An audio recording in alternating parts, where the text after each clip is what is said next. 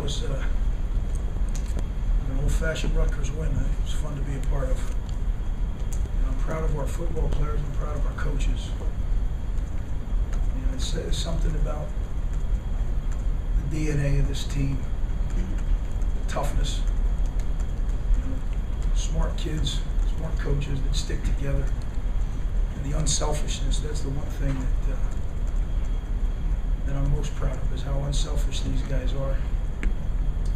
And I hope that we can just continue. You know, we unfortunately Mike Laro got hurt today, and I think it might be for a while, which really stinks because he was really coming on. But these kids are something. They're a special group of kids, and the way they're growing together, it's fun to be a part of, and it is fun to be a part of every day. So, open it up for questions. Coach, what went into your decision to start Gary? Just through the staff, evaluations of what we see in practice, and what we saw in his time in the game. Again, every decision we make is based on what gives us the best chance to win. They're both great kids. They're both great competitors. They're both really good quarterbacks. We know we have two quarterbacks. Just who we decided on this week. Greg, was there any thought of playing Chase at all in this game? Yeah. We chose, as the second half progressed, we chose not to, but yeah, there was. And what do you think of Gary's performance overall? I think there's some rough stretches. There's some good stretches. That was an all-out blitz on that screen. I think that was, you either get that one off or you get smacked back at you. And somehow he got it off, and that was a huge play. The one thing that stands out to me on that play, Karan Pratt has a great game a week ago as far as statistics go. But an unselfish guy, that's the thing that's got me excited, is Karan Pratt makes as key a block on that play as there is to spring Joe. And there's a guy, Joe, right? He was a tailback and doesn't get as many touches, but just busts his rear end in practice every day. That to me is good stuff. Greg, defensively, is this one of the best performances you've seen against that kind of an offense? That was pretty good. I'm proud of the way the kids played. Saved maybe 2 plays.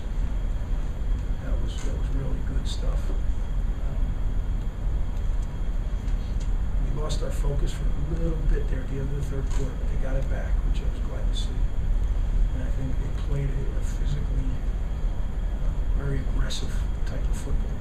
There was some hitting going on out there. And that's who we have to be, because we're not going to be able to stand toe-to-toe and slug it. We got to run and hit, and that's what we do. I was proud of the kids, and they continue to create takeaways, score on defense. Logan's interception. And Logan had the best game of his career a week ago. And without watching the tape, I can't say for sure, but when you pick 2 off and score with one, unless everything else stunk, it's a pretty good game. So he's getting better, and that's got to be good. Coach, talk about the 6 sacks of today in the defense and how it kind of set a tone and the mindset of what Pitt thought they could do and couldn't do. Well, the guys did a good job. The kids executed exactly what we asked. I think as important as the sacks is each time you threw the ball, was getting hit. And that has a cumulative effect when the quarterback gets hit every step. Greg, folks are being 2-0 in the Big East for the first time since 2006. It's good. Yeah, I'm excited about that. League play. What we talk about in our room is, in our building, is every week in the Big East Conference is a championship game. We don't have a championship game. So every week we line up and play, it is the championship game. And you don't know what it's going to take to win this league. We'll take them one at a time, and at the end we'll add up our wins and see where it puts us. But it's exciting to be 2-0 and a good football league. Greg, Pitt looks like they were going to make it a game there, and then you get that huge kickoff return. How big was that? It's huge. And I think it's 2010 at that point. And we get in the huddle, and you never know you're going to do something. I felt really good. And Jerry McDerry's another one of those guys. He's just, okay, what do you want me to do? I'll do it. I know he wants more touches. I know he wants more carries, but everybody's kind of embracing their role. They're maybe not loving it, but they're embracing it and doing the best they can. And that's what's a family. And they keep competing, and you can get more of your role. You do better in practice, and better in the game, you can get a bigger part of the pizza. So it's good. I was proud of Jeremy and proud of the whole team. Kevin Snyder had a great block on that one. It's good stuff. Greg, you just talked about the running game, and I know it didn't produce a lot of yards, but what it did to allow your offense to stay on the field. Well, it takes patience to do what we did. Now, if you're not playing defense the way we are, you can't. And that's part of the formula, part of what we believe in. But at the end of the game, when you can impose your will to win the football game, that's been our formula around here when we've had good teams. Greg, how important was maintaining field position in the season? I think in every game it's important. I think field position equals points. That's the way it works. When you made all those offseason changes to the defense, how much was addressing the spread problems you've had in the past as part of that? A lot of it, no doubt. We're not naive. When you look at what our performance against spread teams that haven't been great. There are a couple changes in addition to just the personnel that I think are, because you look at our schedule, 3 of the teams in our league that we got to play are pure spread teams. So that's 1. 2 more. Wait, can you talk about the impact adjustment exercises? Ahead of the time with Cincinnati. Without watching the tape, it's hard because literally this game, my eyes are down. I mean, I watched 3rd down, that was it. 1st and 2nd down, I could make a call, I'd get the next call ready, and then be peeking up because they were going so fast. But the thing about running the football keeps it away from them. The clock ticks, ticks, ticks. They ran 91 plays last week. This week they ran 68 plays. Critical part of the football game. The hidden part of the game.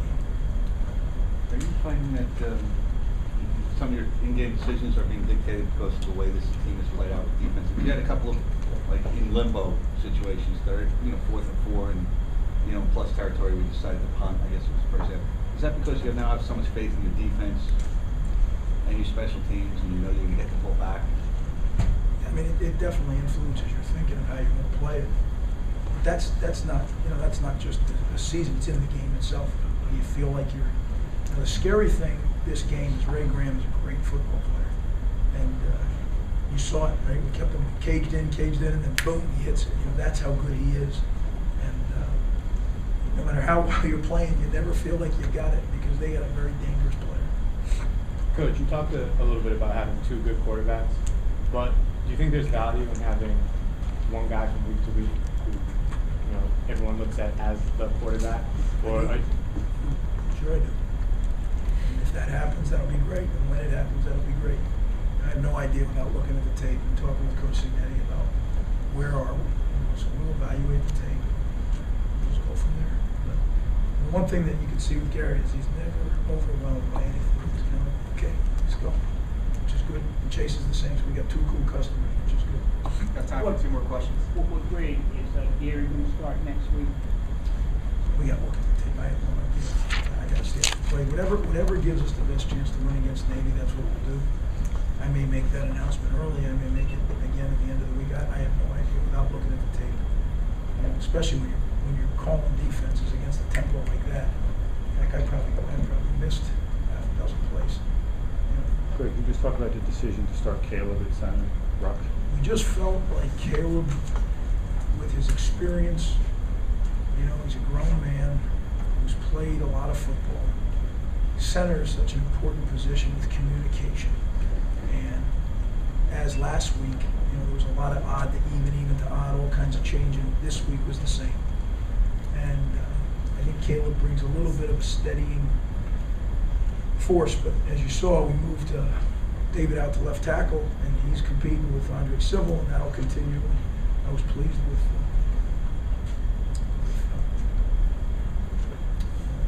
Antoine Lowry battling back there. That's what I'm really excited about. Is guy gets demoted a couple of weeks ago, fights back, and that's what I think kids in this program understand. Everything is based on your performance, and if you perform better, you're going to get that opportunity.